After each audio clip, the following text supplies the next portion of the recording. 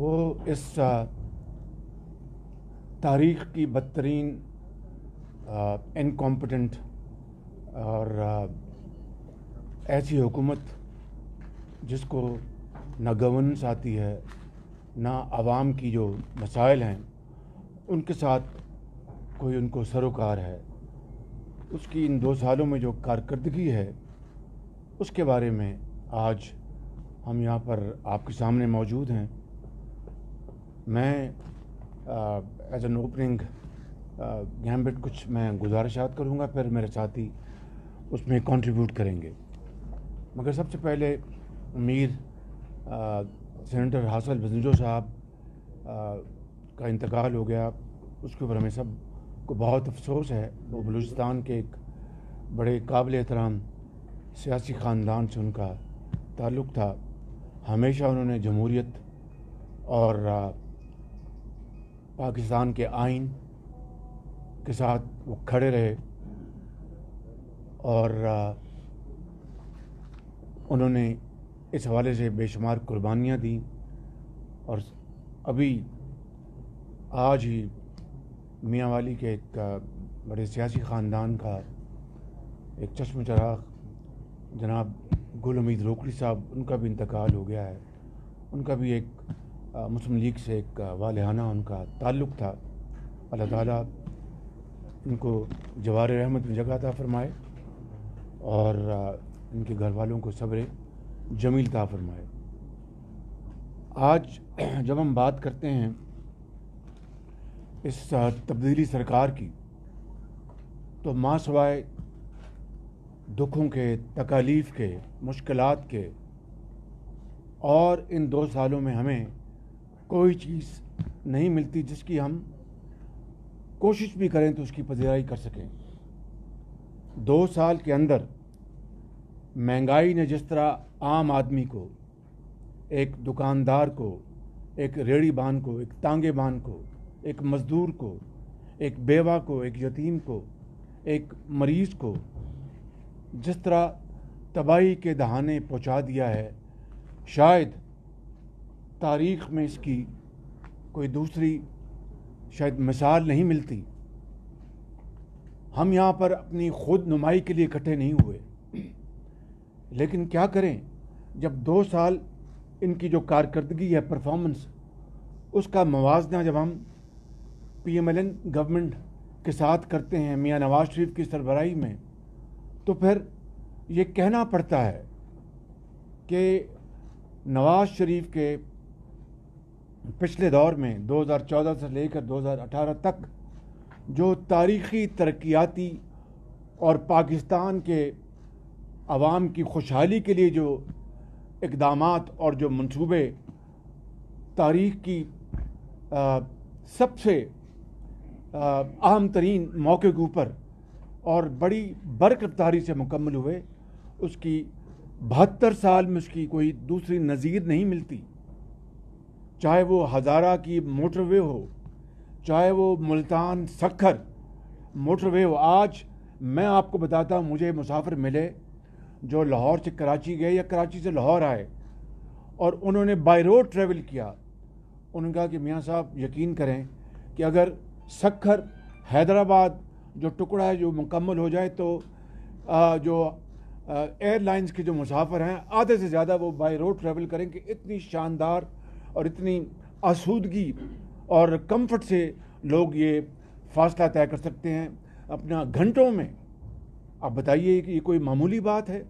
Gwadar port کو لے لیں، سی پیک کے منصوبوں کو لے لیں، اس حکومت کی اگر سب سے بڑی میں سمجھتا ہوں کہ ان کے خلاف بات جاتی ہے تو انہوں نے اپنا سی پیک کا جس طرح مذاق اڑایا، تضحیک کی اور الزامات لگائے۔ یہ کوئی میں رام کہانی تو بیان نہیں کر رہا، یہ floor the house per, us assembly کے فلور دی ہاؤس پہ سی پیک کے خلاف کس طرح کے الزامات لگائے گئے، اور آج تک ایک دھیلے کی کرپشن ثابت نہیں ہو سکی۔ الٹے ہو گئے، ان کے جو حواری ہیں وہ الٹے ہو گئے۔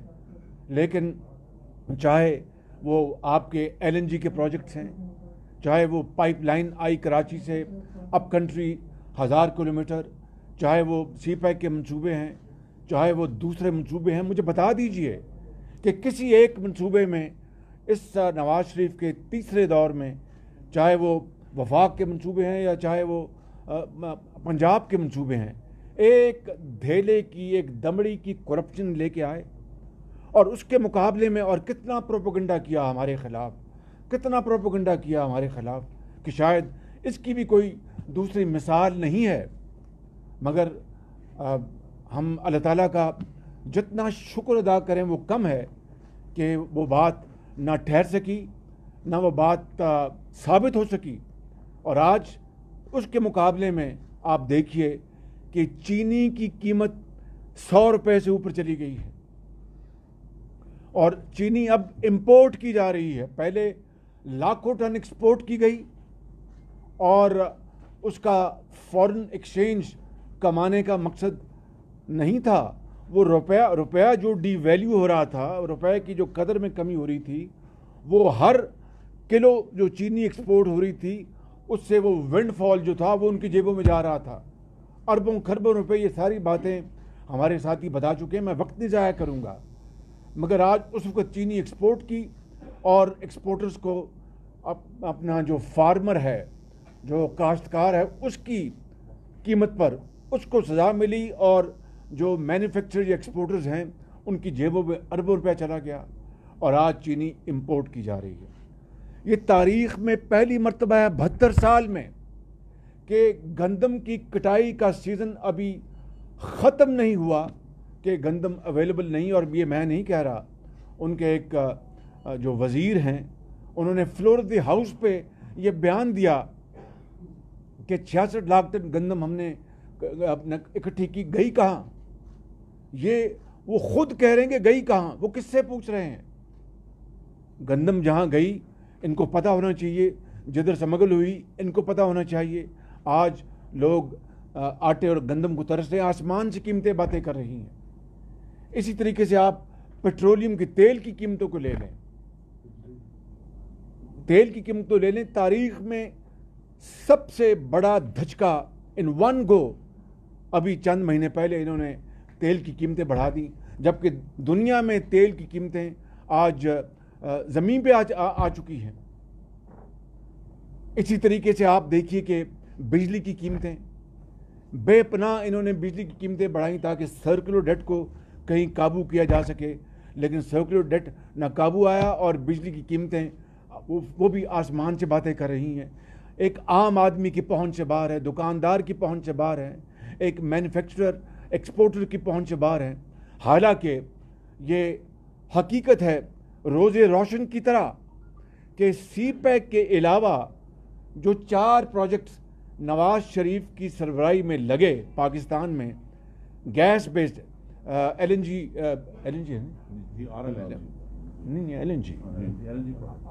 جی بیسڈ جو پروجیکٹ لگے، 5000 میگا واٹ کے، 2 لگائے وفاق نے اور 2 لگائے صوبہ پنجاب نے۔ ایک اس میں اربوں روپے کی جو بچت ہوئی ان کے لگانے میں، وہ تو ایک علیحدہ ایک الحمدللہ ایک مائل سٹون ہے۔ وہ بجلی کے منصوبے وہ 3 تو چل چکے ہیں اور چوتھا بھی اب چلنے والا ہے، حالانکہ اس میں بڑی تاخیر کی اس حکومت نے۔ تو اس کی جو پر یونٹ جو اس کی لاگت آتی ہے وہ 11-12 روپے سے زیادہ نہیں ہے۔ بجلی وافر مقدار میں موجود ہے، لیکن اس حکومت کی نالائکی، نااہلی اور بدترین انکمپٹنس کا نتیجہ ہے کہ آج بجلی کی بھی لوڈ شیڈنگ ہوتی ہے پاکستان میں، اور انتہائی مہنگے داموں پر بجلی مل رہی ہے۔ حالانکہ وہ جو پروجیکٹس وچ آر گزلنگ آئل، ان کو بند کر دینا چاہیے تھا، اور جو ایفیشنٹ اور جو جن کی پیداوار کی لاگت بہت کم ہے ان کو چلانا چاہیے تھا۔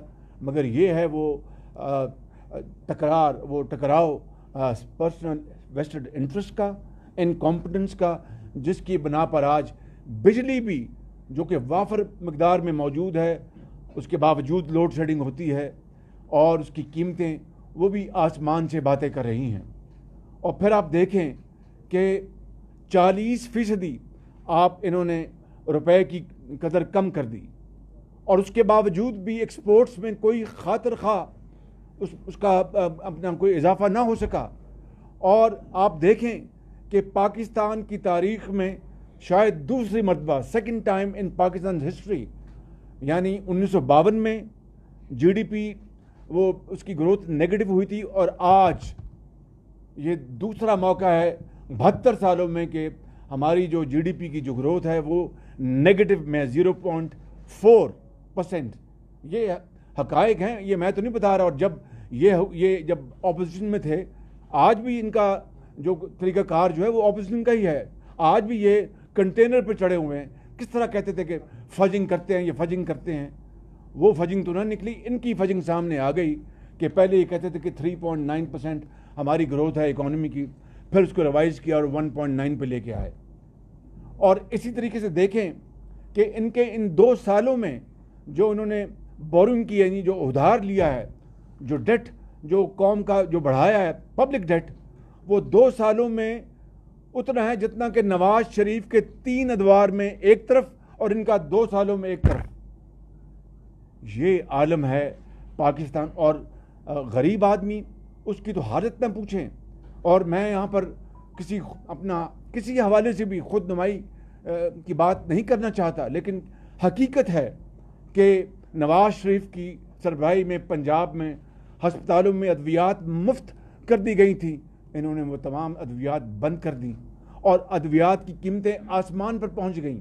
اور جو ریکٹ جو اسکینڈل بنا وہ وزیر ان کا پتہ ہی کوئی نہیں، اس لیے کہ یہ نیب نیازی گٹھ جوڑ کا شاخسانہ ہے. اسی طریقے سے پنجاب کے اسپتالوں میں سی ٹی اسکین لگائے گئے اور ان کا جو عام آدمی کو اس کی اسکیننگ وہ فری تھی، وہ انہوں نے بند کر دی. کینسر کے مریضوں کی جو ان کو فری ادویات ملتی تھی وہ انہوں نے بند کر دی. ہیپیٹائٹس کے لیے ادویات پورے پنجاب میں وہ انہوں نے اس کو بند کر دیا. وہ ایک بہت شاندار پروگرام تھا. یعنی عام آدمی کی زندگی اجیرن ہو چکی، زندگی تنگ ہو چکی ہے. اور جو اشرافیہ ہے وہ ان کے ارد گرد بیٹھے ہیں. ان کے اپنی کابینہ میں وہ لوگ موجود ہیں جو کہ دودھ سے دھلے ہوئے ہیں، ان کو کوئی نہیں پوچھ سکتا. یہ سلیکٹو، ہم کوئی اکاؤنٹیبلٹی کے خلاف نہیں، کوئی منصفانہ اور ٹرانسپیرنٹ اور نظر آتا ہوا احتساب کے کوئی خلاف نہیں، لیکن اکاؤنٹیبلٹی کے نام پر وچ ہنٹنگ اور اپوزیشن کو دیوار سے لگایا جانا، یہ پوری قوم یہ تماشا دیکھ رہی ہے. تو میں سمجھتا ہوں کہ آج وہ جو نیا پاکستان تھا، لوگ آج پرانے پاکستان کو ترس رہے ہیں. وہ آج جو تبدیلی تھی، تبدیلی نے لوگوں کی زندگی تباہ کر دی ہے. وہ لاکھوں لوگ جو تعلیم کے وظائف حاصل کرتے تھے، لاکھوں بچے اور بچیاں، مجھے یاد ہے آج بھی 2018 تک کی جو فگر تھی پنجاب ایجوکیشن انڈاؤمنٹ فنڈ کی، 20 ارب روپے کے وظائف بچوں اور بچیوں کو دیے گئے جو ہونہار تھے میرٹ کے اوپر. لاکھوں جو لیپ ٹاپس دیے گئے out standing shining boys and girls کو میرٹ کے اوپر. اور اعلیٰ درسگاہوں میں مفت تعلیم ان کو انشور کی گئی میرٹ کے اوپر. اس سارے نظام کو انہوں نے تباہ و برباد کر دیا. اور آج گلیوں اور بازاروں میں لوگ اپنا ایک وقت کی روٹی کو ترستے ہیں. اور پھر خارجہ محاذ پہ بھی بتائیں گے، جو خارجہ محاذ پہ جو فوپاس ہوئے ہیں وہ کوئی کم نہیں ہیں. پہلے ہم نے چین اور سی پیک کے حوالے سے جو کچھ کیا وہ پوری قوم کے سامنے میں بتا چکا ہوں. پھر ہمارے ایک انتہائی قریبی دوست سعودی عرب سے کے بارے میں جو وزیر خارجہ نے جو کچھ کہا وہ اتنا غیر مناسب تھا کہ جو عقل جو ہے وہ دنگ رہ گئی کہ ایک منجا ہوا آدمی اس طرح کی بات کس طرح کر سکتا ہے، اور کس طرح تعلقات اپنا ان سے بگاڑنے میں کس حد تک وہ چلے گئے. اور چین جو پاکستان کا وہ ایک روایتی نہیں بہت ہی بااعتماد ساتھی ہے، اس کو اس طرح ناراض کرنا اور آج اپنا چائنا کے اپنا وہاں پر جانا، یہ چیزیں جو ہیں یہ میں سمجھتا ہوں کہ یہ دیر پا نہیں ہوتی. وہ سب سمجھتے ہیں اندر سے کہ یہ ہم سے کیا کر رہے ہیں. دس از آل شارٹ ٹرم، یہ کوئی لانگ ٹرم اپروچ یا پائیدار اپروچ نہیں ہے. تو میں سمجھتا ہوں کہ آج اس حوالے سے آج ہم یہاں پر اکٹھے ہوئے ہیں. میں زیادہ وقت نہیں لینا چاہتا. میں صرف بات کو ختم کروں گا اپنی صرف ایک دو اور گزارشات کر کے کہ اس وقت کووڈ سے آنے سے پہلے لاکھوں لوگ بے روزگار ہو چکے تھے ان کی مکمل انکمپٹنس اور نالائکی کی بنیاد پر. کووڈ کے بعد تو ظاہر ہے کووڈ کا بھی ایک اپنا میسو نیگیٹو امپیکٹ ہوا ہے اور اب لاکھوں لوگ اور بے روزگار ہونے جا رہے ہیں بدقسمتی سے. اللہ تعالیٰ I hope I am proven wrong but حقیقت یہ ہے. اور پھر کاروبار ٹھپ ہے, دکاندار چلا رہا ہے, اور جو نیب نیازی گٹھ جوڑ نے پشاور سے لے کے کراچی تک پوری کی پوری جو ہماری جو انویسٹمنٹ جو کمیونٹی ہے اس کو خوف زدہ کر دیا ہے. افسر شاہی کام کرنے کو تیار نہیں, اور جو جس طرح کے الزامات دیے جا رہے ہیں, جس طرح کی دن رات, اور شبلی فراز جیسا میرے دل میں ان کے لیے احترام ہے, میرے وہ کولیگ ہیں, میں خود حیران ہوں کہ وہ کس کی زبان بول رہے ہیں شبلی فراز. تو کہنے کا مقصد یہ ہے میرے بھائیوں اور بزرگوں اور بہنوں کہ آج ہم اکٹھے ہوئے ہیں یہ بتانے کے لیے کہ جو کچھ یہ سلیکٹڈ گورنمنٹ کے لیے کیا گیا اور جو ان کو سپورٹ ملی ہے اس سپورٹ کو اور انپریزیڈنٹڈ سپورٹ ملی, اس کے باوجود بھی یہ جو پاکستان جو اس طرح جا رہا تھا یہ نوز ڈائیو بدقسمتی سے جاری ہے اور اٹ از انویٹڈ. اس پہ کوئی ابھی تک کوئی رکاوٹ نہیں آئی, وہ بالکل نیچے جا رہی ہے, ہماری اکانومی نیچے جا رہی ہے, ہماری معیشت نیچے جا رہی ہے, ہماری ایکسپورٹس پروڈکشن ہماری انویسٹمنٹس سب جس کی بات آپ کر لیں. تو کیا وہ پاکستان بہتر تھا یا یہ پاکستان بہتر ہے؟ یہ اس کی ساری تفصیل یہاں پر موجود ہے. میں نے آپ کا بہت وقت لیا اور اس کے حوالے سے اب میں دعوت دوں گا خواجہ آصف صاحب کو. انہوں نے جانا ہے اسمبلی میں, ان کا بزنس ہے, یہ خارجہ کو بات کریں گے. میں ختاماً یہ عرض کروں گا کہ کشکول توڑنے یہ آ رہے تھے, IMF کا چیپٹر ختم کرنے جا رہے تھے اور یہ کہہ رہے تھے کہ مر جائیں گے, IMF کے پاس نہیں جائیں گے, مر جائیں گے, قرضے نہیں لیں گے. 1 روپیہ بڑھتا ہے ڈی ویلیو ہوتا ہے تو 100 روپے اوپر پڑتا ہے, اور اگر بجلی مہنگی ہے تو وزیر اعظم جو ہے سمجھ لیے خدا نخواستہ وہ چور ہے, اگر فلاں چیز مہنگی ہوتی ہے تو وزیر اعظم جو ہے وہ. آج ساری باتیں کہاں گئیں؟ آج قوم سوال کرتی ہے, پوچھتی ہے, اور پھر یہ کہہ دینا کہ جناب اپنا گھبراؤ نہیں, ڈرو نہیں اور فکر نہ کرو. اس طرح کیا لوگوں کے پیٹ بھر جائیں گے؟ اس طرح روٹی مل جائے گی؟ آج لوگ روٹی کو, ایک وقت کی روٹی کو ترس رہے ہیں. اللہ کرے کہ پاکستان کے حالات بہتر ہوں. We are responsible sensible opposition, اور ہمیں انہوں نے دیوار سے لگایا. اس کے باوجود گواہ ہے 2 سال کا ریکارڈ کہ فلور آف دی ہاؤس پہ میں نے اور میری پارٹی نے اور باقی اپوزیشن پارٹیز نے پھر بھی اپنا تعاون کا ہاتھ بڑھایا, لیکن جس طرح انہوں نے اس کو دھتکارا اور پایا حقارت سے اس کو دھتکارا, وہ بھی تاریخ کا حصہ ہے.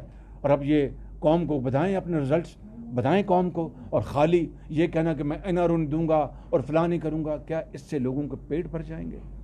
Thank you very much. Sir ایک دفعہ کھڑے ہو کے رپورٹ اگر آپ لانچ کر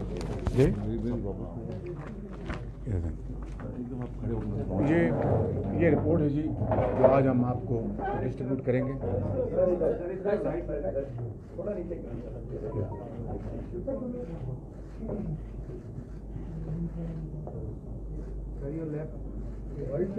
جی یہ وائٹ پیپر ہے ہمارا 2 سال. میں لیفٹ اینڈ رائٹ ہو رہا ہوں, یو ٹرن نہیں مار سکتا. 2 سال لگنے دے تیار ہونا.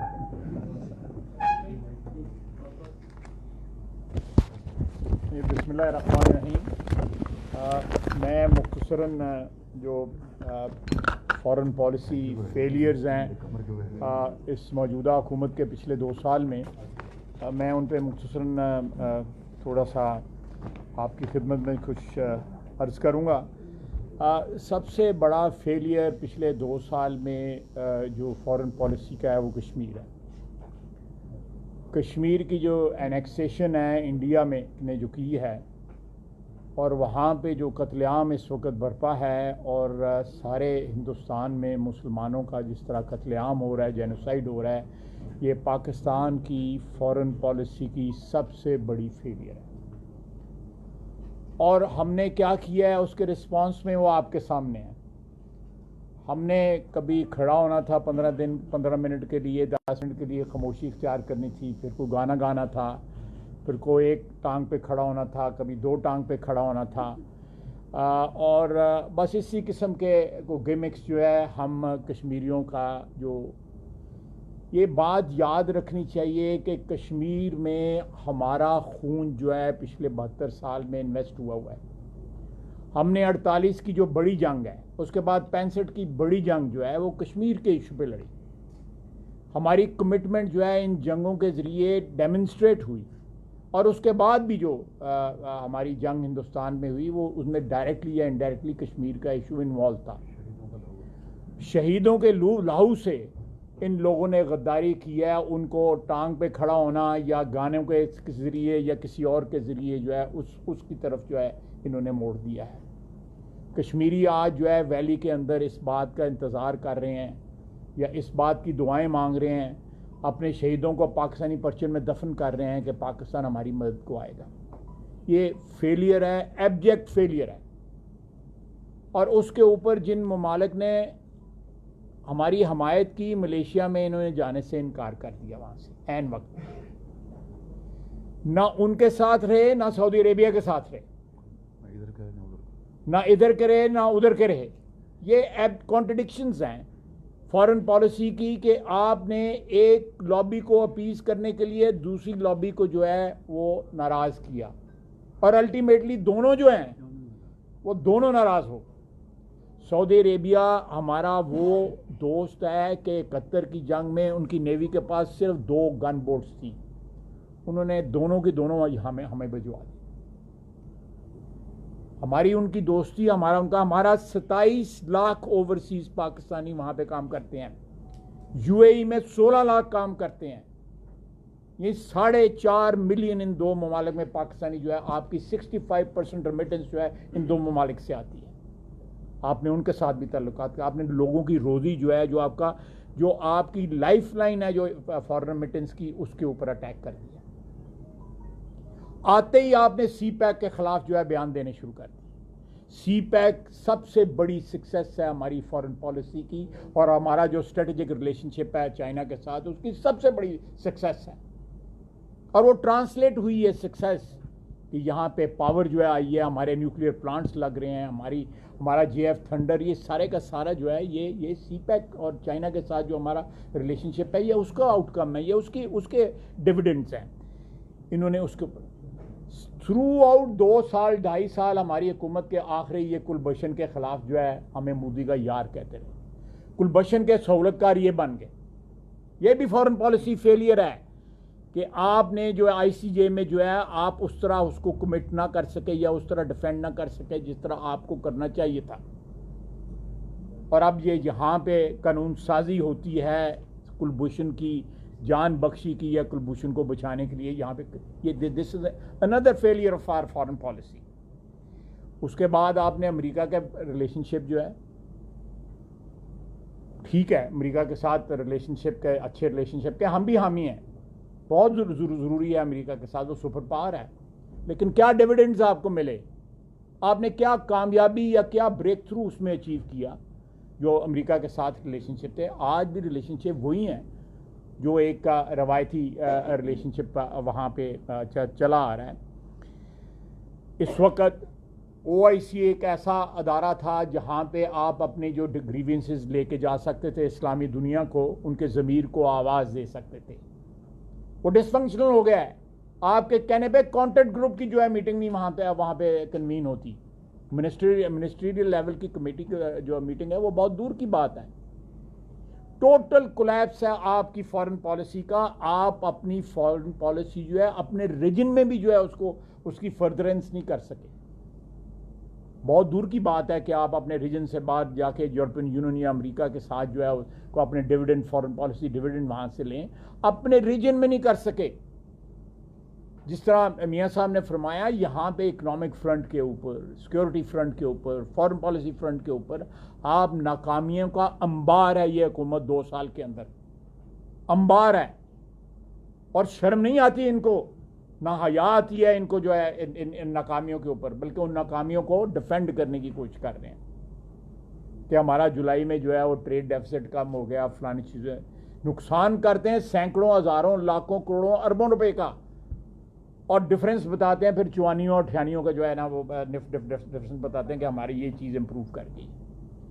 تو اس صورت میں پاکستان آج تنہا کھڑا ہے دنیا کے اندر، پاکستان کے دوست جو ہے اس کا ہاتھ پکڑنے کے لیے ان ریلائبل لوگوں کی وجہ سے کوئی تیار نہیں ہے۔ آپ کا جو فلپ فلاپ ہے فارن پالیسی کے اوپر، اس کی وجہ سے آپ کا کوئی بیک کرنے کو آپ کو تیار نہیں ہے۔ ہمارا جو اسٹریٹجک ریلیشن شپ ہے چائنا کے ساتھ، وہ ایک قسم کی ہماری لائف لائن ہے اس وقت، اور سی پیک جو ہے اس کا کارنر سٹون ہے، آپ نے اس کو بھی سپیئر نہیں کیا۔ ہمارے جو ویسٹرن ہمارے نیبرز ہیں، ایران ہے، افغانستان ہے، آپ ان کے ساتھ ہی تعلقات ٹھیک کر لیں، کم از کم یہ آپ کے بارڈر جو ہے محفوظ ہو جائیں۔ تو یہ میں اختتام کرتا ہوں اپنے آرگومنٹ کا کہ یہ سارے کے سارے جو فارن پالیسی انیشیٹوز تو میں نہیں کہوں گا، لیکن جو بھی بلٹ اپ ہم نے کیا تھا فارن پالیسی کے محاذ کے اوپر، میں زیادہ ڈیٹیل میں نہیں جانا چاہتا، جو ہے اور بھی بہت کچھ کہا جا سکتا ہے، وہ اس کو بھی ڈسمینٹل انہوں نے کر دیا۔ ان سے بھی جو ڈیویڈنڈز مل سکتے تھے، ہم نے باوجود بہت بڑا انیشیٹو لیا، باوجود یمن کی جنگ میں ہم نے یہاں پہ ریزولوشن پاس ہوا جس میں انہوں نے بہت بڑا رول پلے کیا، لیکن ہم نے اپنے تعلقات جو ہے خراب ہونے سے بچائے، میاں صاحب کے وقت بھی، اور اس کے بعد میں شاہد عباسی صاحب وہاں پہ گئے، میں ان کے ساتھ تھا، ہمارے تعلقات جو ہے اس وقت بہت اچھے تھے۔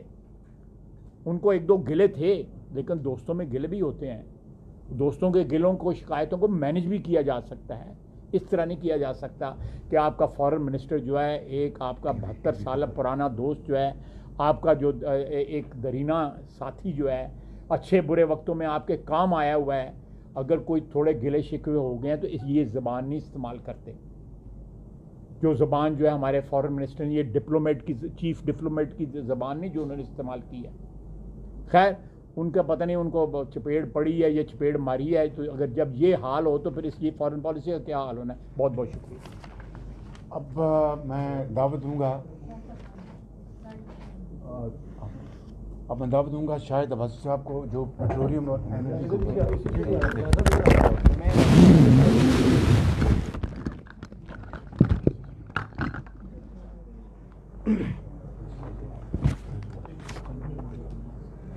بسم اللہ الرحمن الرحیم۔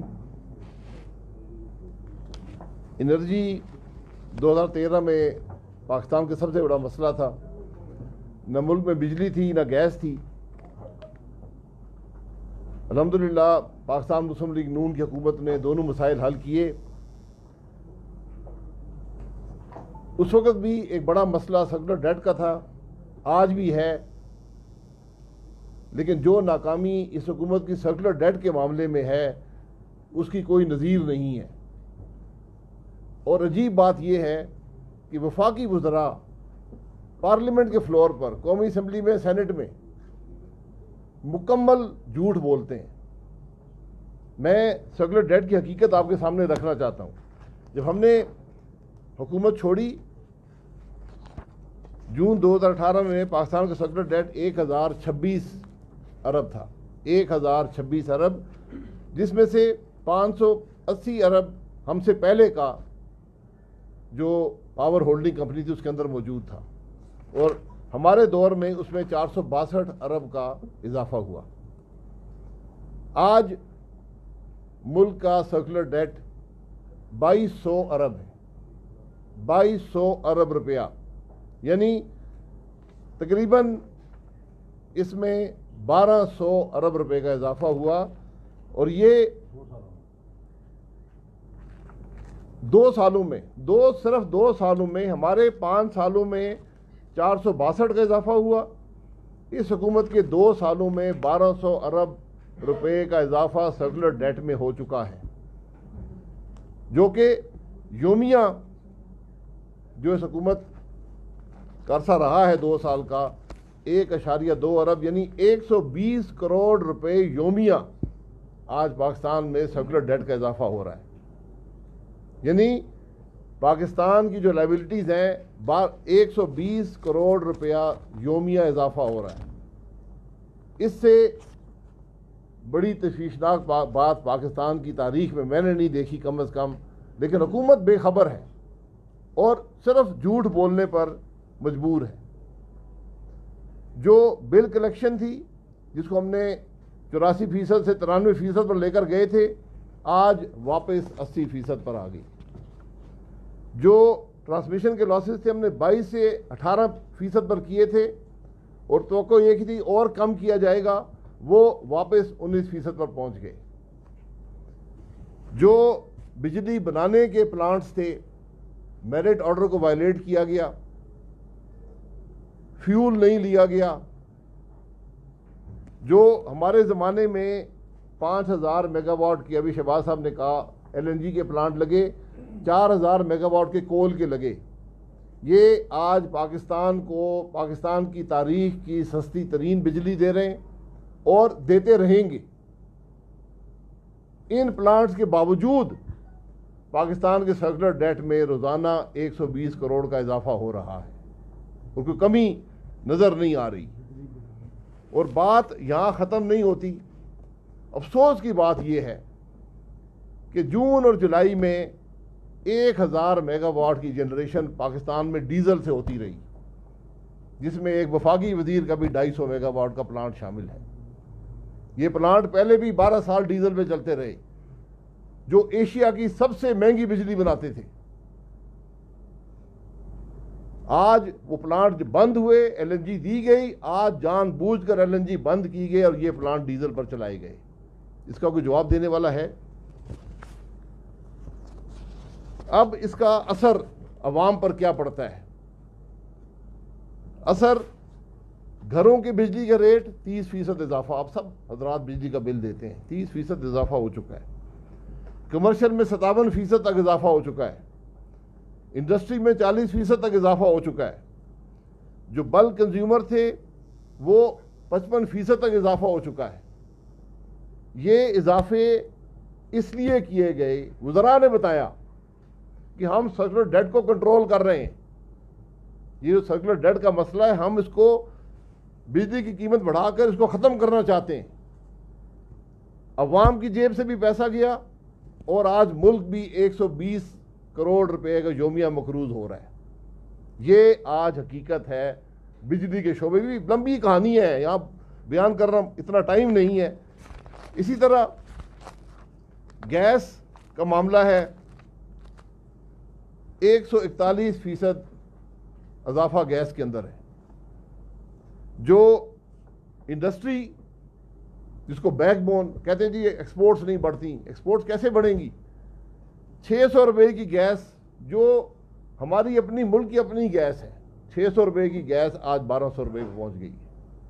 اس کی وجہ ہے, یہاں وزیروں نے کہا جی کہ وہ کمپنیاں, وہاں بڑا نقصان تھا وہ سرکولر ڈیٹ کا. میں نے ایک سوال پوچھا, میں نے کہا کوئی سبسڈی دی گئی؟ 2 کمپنیاں گیس بیچتی ہیں, سوئی ناردرن سوئی سدرن, دونوں کو ریکارڈ منافع تھا. آج دونوں صرف خسارے میں نہیں ہیں بلکہ بینکرپٹ ہو چکی ہیں گیس کی قیمت بڑھانے کے باوجود. یہ آج ملک کی حقیقت ہے گیس کی. LNG کا سسٹم ہم نے لگایا, سینکڑوں ارب روپے خرچ کر کے, ایک پیسہ حکومت پر بوجھ نہیں ڈالا. جب موقع ملا, آپ کو اللہ تعالیٰ نے ایک موقع دیا کہ $2.5 کی LNG دستیاب تھی, اس سے بھی کم دستیاب تھی.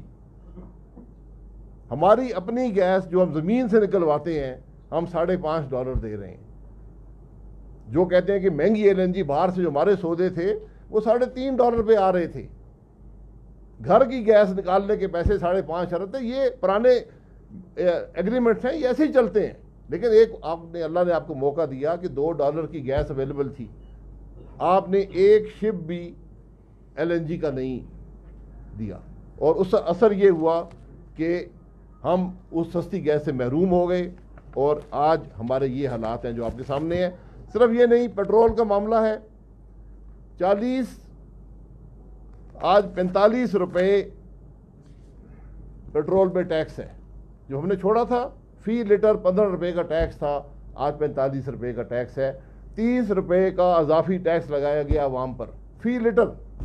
اس کا کوئی جواب دینے والا ہے؟ ایک لمبی فہرست ہے ان معاملات کی. میں ٹائم بڑا کم ہے, میں بیان کرنا چاہتا ہوں, لیکن حقیقت یہ ہے کہ انرجی کے شعبے میں اس حکومت کی نااہلی, ان کی انکمپٹنس نے پاکستان کو ہزاروں ارب روپے کا نقصان پہنچا دیا ہے اور مزید نقصان پہنچتا جائے گا. اور یہ صرف نااہلی نہیں ہے, اس کے پیچھے کرپشن ہے. یہ پاکستان کی تاریخ کی سب سے بڑی کرپشن ہے. جب وزراء کے پاور پلانٹ ڈیزل پہ چلیں گے, جب ان کے پلانٹ مہنگی بجلی دیں گے, تو فائدہ کس کو ہوگا؟ آج بات صرف نااہلی کی نہیں ہے. وہ فرنس آئل جس کو بند کیا گیا پاکستان میں, بین لگایا کیبنٹ نے فرنس آئل امپورٹ کر کے, ان ایفیشینٹ پلانٹ بناتی, اور آج کہتے ہیں جی عوام کو فائدہ پہنچائیں گے. عوام کی جیب سے بھی ڈاکہ, ملک پر بھی ڈاکہ. یہ انرجی کی حقیقت ہے. بہت شکریہ. اب میں نیکسٹ اسپیکر جو سابق وزیر خزانہ مفتاح اسماعیل صاحب کو 5 منٹ کا ٹائم ہے, کیونکہ پھر بعد نہیں اکانومی میں تو بہت ٹائم لگے گا. ظاہر ہے وہ کام کریں گے.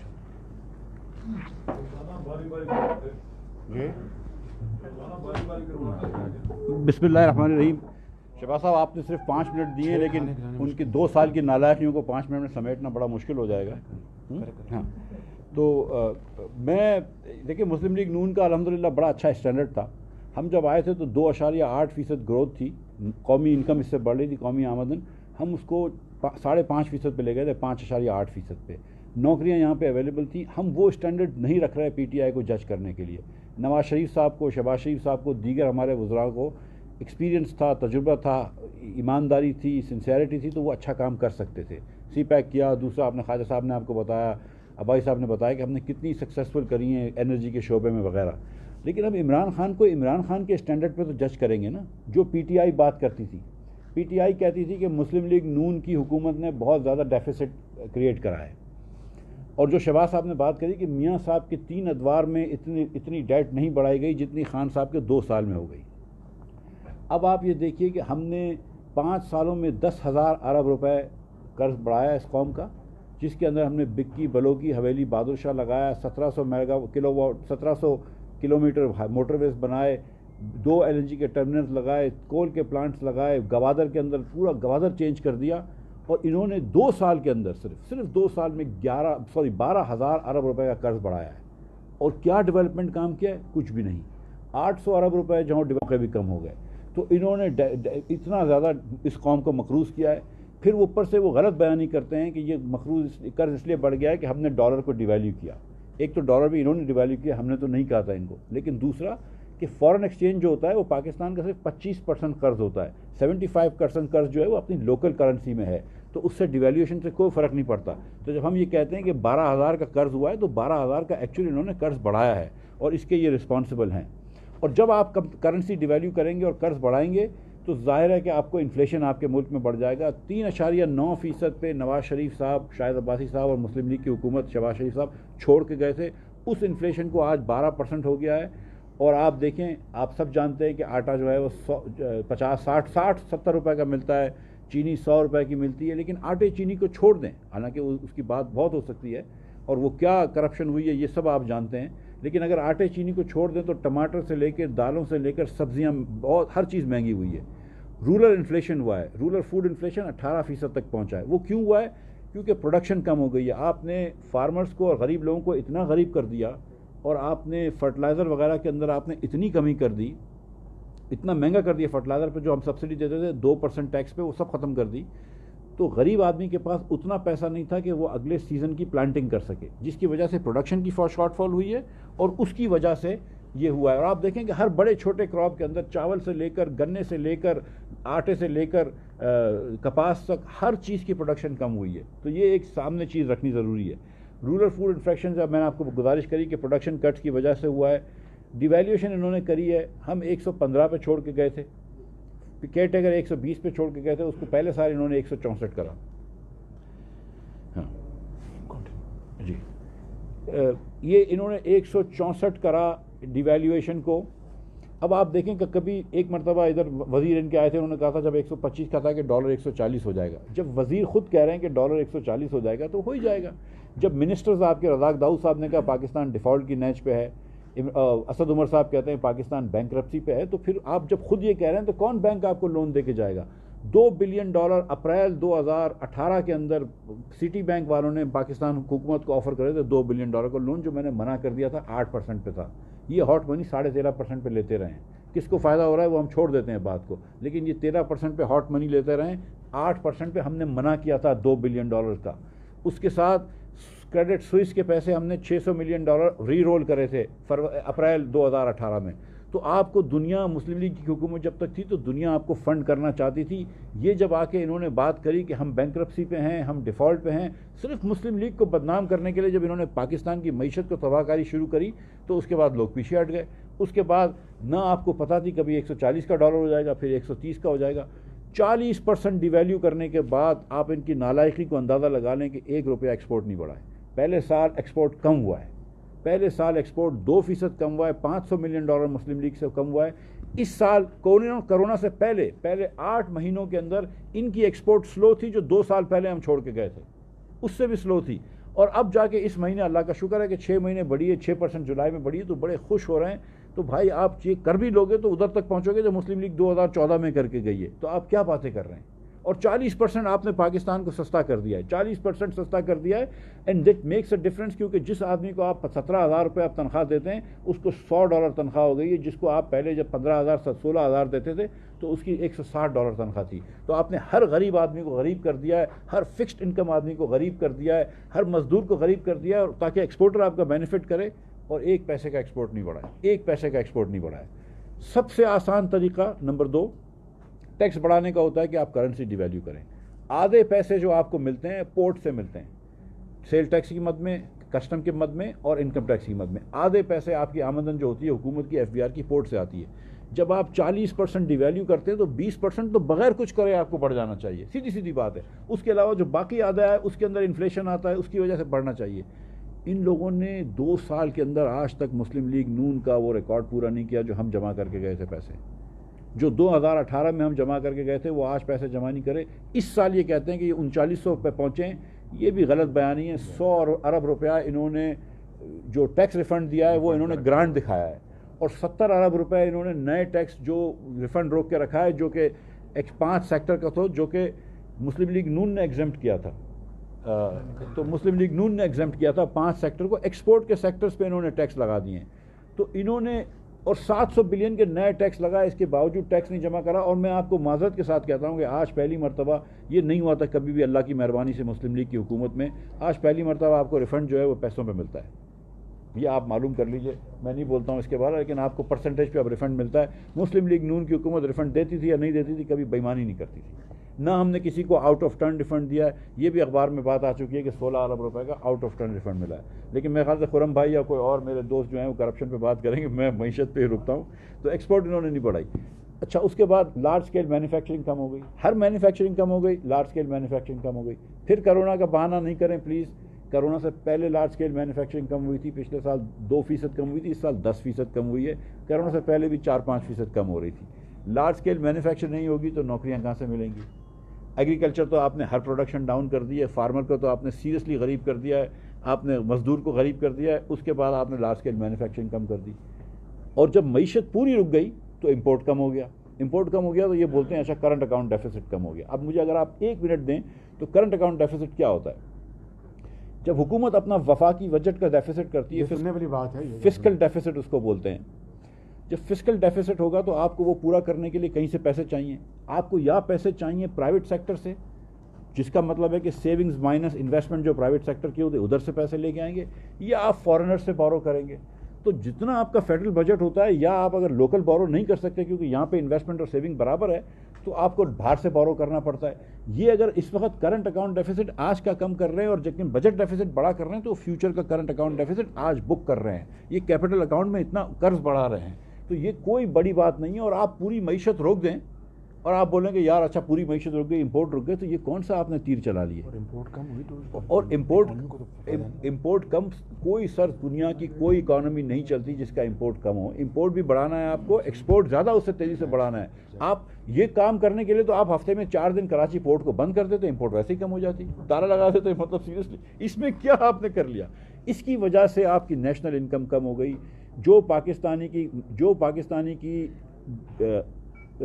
انکم $1652 تھی, $1652 جو 2018 میں تھی, اس پاکستانی کی آج انکم جو ہے وہ $1380 ہے. تو انہوں نے 16% ہر پاکستانی کو غریب کر دیا ہے.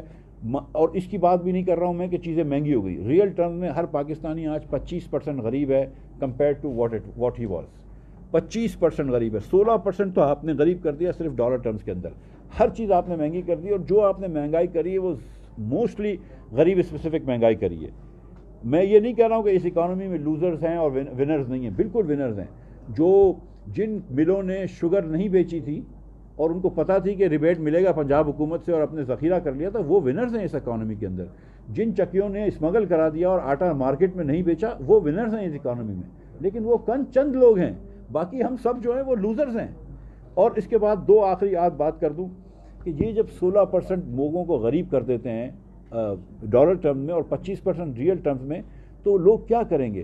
تو اس لیے آپ دیکھیں کہ 15 سے 20 لاکھ لوگ کروڑوں سے پہلے بے روزگار ہو گئے تھے, اب 40 لاکھ کا ہے. یہ تخمینہ میرا نہیں ہے, یہ ڈاکٹر حفیظ پاشا صاحب بھی کہتے ہیں.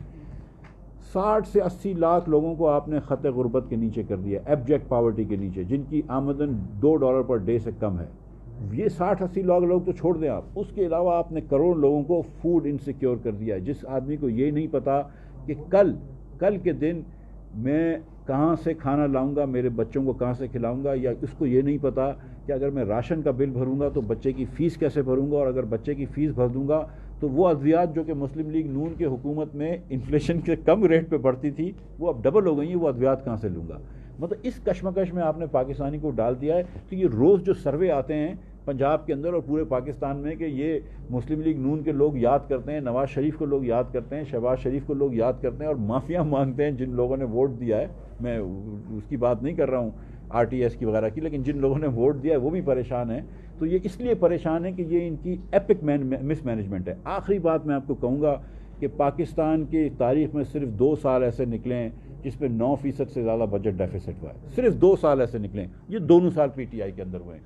تو اللہ تعالیٰ ہم لوگوں کو ان سے بچائے اور اللہ تعالیٰ پاکستان کی معیشت کو بہتر کرے. سارا جو ہے وہ 9% سے کراس کر گیا. صرف 2 مرتبہ ہوا ہے 70 سال میں, دونوں مرتبہ انہوں نے سال ہوا. Thank you sir. Ahsan Iqbal آئیے. نہیں آپ ادھر چلیے, آپ ادھر آ جائیں, ادھر آ جائیں, ادھر آ جائیں. بسم اللہ الرحمن الرحیم.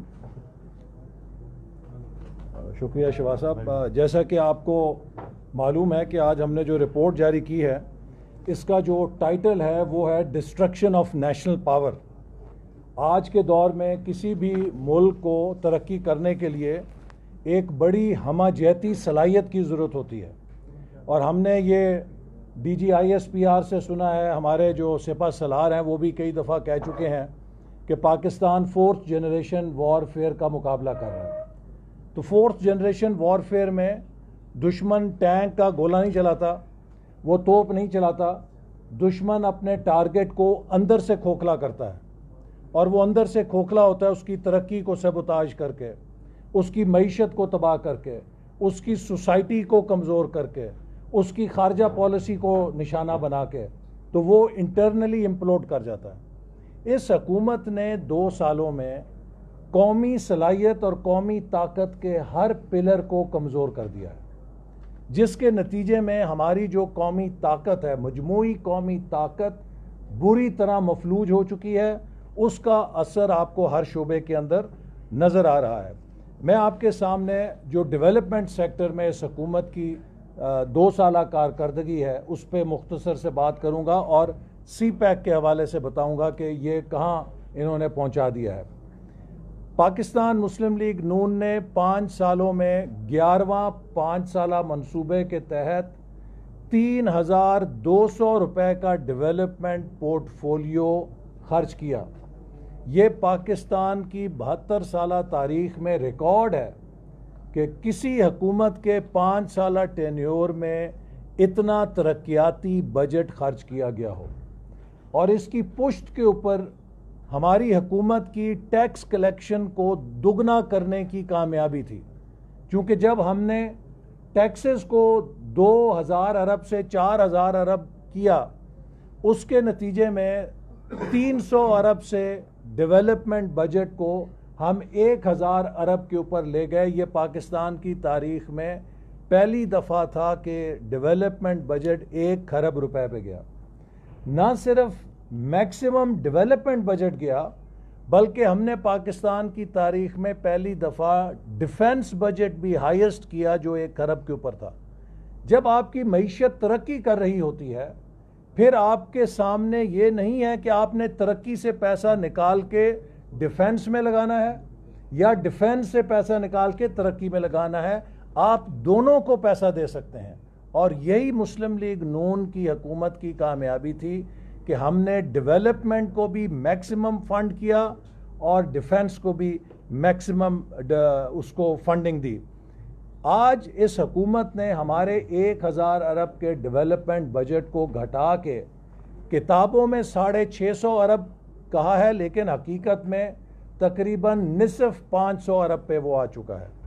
اور اس 50% کٹوتی کے وجہ سے پاکستان کے تمام ڈیولپمنٹ پروجیکٹس ڈیلے ہو گئے ہیں. ان کی کاسٹ، بھائی جان آپ سائڈ پہ ہو جانا، ان کی کاسٹ اوور رن ہو رہی ہے، جس کا نتیجہ یہ ہے کہ آنے والے سالوں میں کئی ہزار ارب روپے درکار ہوں گے جاری منصوبوں کو مکمل کرنے کے لیے. آپ سن چکے ہیں مجھ سے پہلے کہ ہم نے 11,000 میگا واٹ بجلی کے نئے منصوبے لگائے 4 سالوں میں، جبکہ 67 سالوں میں 18,000 میگا واٹ بجلی لگی، اور اس میں سے زیادہ تر منصوبے پی ایس ڈی پی سے ہم نے فنڈ کیے. اسی طرح 2000 کلومیٹر موٹر ویز تعمیر ہوئیں، جیسے آپ کو شہباز شریف صاحب نے بھی بتایا. اس وقت پاکستان کنیکٹیوٹی ریولوشن کے دھانے پہ آ گیا تھا. پورے ملک کے اندر بلوچستان، سندھ، خیبر پختونخوا، پنجاب، آزاد کشمیر، گلگت بلتستان، یہ سب جڑ رہے تھے. اور اس کنیکٹیوٹی ریولوشن کے اوپر جس ترقی کی بنیاد رکھی جانی تھی، جب وہ باری آئی تو نالائقوں کو حکومت دے دی گئی، جنہوں نے وہ بنیادیں ڈھا دی ہیں بجائے یہ کہ وہ آگے لے کر جائیں. آپ کو جو ایک بلنڈر، ان کا وقت کم ہے، میں صرف بھاشا ڈیم کے اوپر بات کرنا چاہتا ہوں. دیامیر بھاشا ڈیم پاکستان کی فوڈ سیکیورٹی کا سب سے اہم منصوبہ ہے. اس کے اوپر بہت سیاست ہوتی رہی. میں ابھی کراکرم ہائی وے کے ذریعے گلگت بلتستان گیا تھا، راستے میں بھاشا اور ڈیم کی جگہ بھی دیکھی اور پورا وہاں پہ دیامیر تک دیکھتا گیا. تو میں بڑی دوربین دیکھ کے دیکھتا رہا کہ وہاں پہ مجھے کوئی کرسی، کوئی چارپائی، کوئی ٹینٹ نظر آ جائے ان لوگوں کا جنہوں نے کہا تھا کہ ہم ٹینٹ لگا کے یہاں پہ ڈیم تعمیر کریں گے. کوئی نظر نہیں آیا وہاں پہ. لیکن جو بات میں بتانا چاہتا ہوں وہ یہ ہے کہ دیامیر بھاشا ڈیم کا پی سی 1 اپریل 2018 میں ہماری حکومت نے منظور کیا تھا، اور اس کے لیے 24 ارب ہم نے 2018-19 کے بجٹ میں رکھے تھے.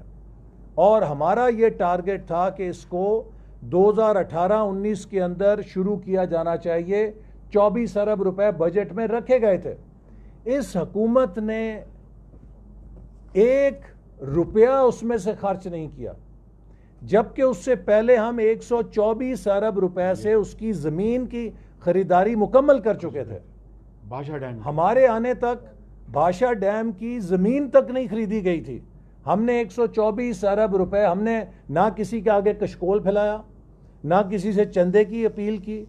یہ ڈیم جو ہے یہ کوئی خیراتی ادارہ نہیں ہے، یا وہ مسجد کی تعمیر نہیں ہے جس کے لیے آپ ایک ڈبہ لے کے سڑک کے کنارے بیٹھ جائیں کہ جی ہم نے ڈیم بنانا ہے. دنیا ہنستی ہے ہم پر، ہم پہ مذاق کیا گیا. ہمارے دشمن ملک نے مذاق اڑایا کہ یہ کیسا ملک ہے، یہ ڈیم بھی نہیں بنا سکتا. ہم نے 124 ارب روپے سے زمین خریدی، کسی سے چندہ نہیں مانگا، اپنے وسائل سے خریدی، اور اپنے وسائل سے ہی اس کو مکمل کرنا تھا. لیکن اس پہ ناٹک کیا گیا. اب میں آپ کو جو چیز بتانا چاہتا ہوں کہ یہ اتنا اہم منصوبہ ہے کیونکہ اس میں 6,000 تقریباً 6 million acre feet water reservoir ہے جو فوڈ سیکیورٹی کے لیے درکار ہے. اس منصوبے کو یہ نیلم جیلم بنانے جا رہے ہیں اپنی نالائکی سے. اپریل 2018 میں جب اس کا PC1 منظور ہوا 480 روپے کی لاگت سے, تو ڈالر اس وقت تقریباً 110 روپے کا تھا. آج وہ ڈالر 170 روپے کا ہے. آپ 170 روپے کے ڈالر پہ اس کی جو 2 سال پرانی تخمین ہے اسے کیسے لے سکتے ہیں؟ ان 2 سالوں میں جو انفلیشن ہوئی ہے اس نے ہر کنسٹرکشن مٹیریل کو, سیمنٹ کو, سریے سٹیل کو, ہر چیز کو, ایکوپمنٹ کو مہنگا کر دیا ہے. ڈی ویلیویشن کے نتیجے میں مہنگائی آ گئی ہے. تو آج وہ 480 ارب روپے کا تخمینہ ارریلیونٹ ہے. پلاننگ منسٹری میں جس PC1 کو 2 سال ہو جاتے تھے ہم اسے متروک سمجھتے تھے اور نیا کاسٹ ایسٹیمیٹ کرتے تھے. یہ 2 سال پرانے کاسٹ کے اوپر جو ڈیم بنانے جا رہے ہیں وہ غیر حقیقت پسندانہ لاگت ہے, جس کے نتیجے میں ان کے پاس وسائل نہیں اور اس منصوبے کو بیمار کر دیں گے. اب آ جائیے سی پیک کے اوپر. ہم نے الحمدللہ سی پیک کو 4 سالوں میں کاغذ کے ٹکڑے سے 29 ارب ڈالر کی سرمایہ کاری میں تبدیل کیا. ہمارے زمانے میں سی پیک ٹویٹر پہ نہیں چلتا تھا, زمین کے اوپر چلتا تھا. آج سی پیک زمین پہ نہیں چل رہا, صرف ٹویٹر پہ چلتا ہے. جیسے کہ پوری حکومت ٹویٹر اور سوشل میڈیا پہ چل رہی ہے, وہ زمین پہ نہیں ہے اس کا پیر, عوام کے ساتھ اس کا تعلق نہیں ہے.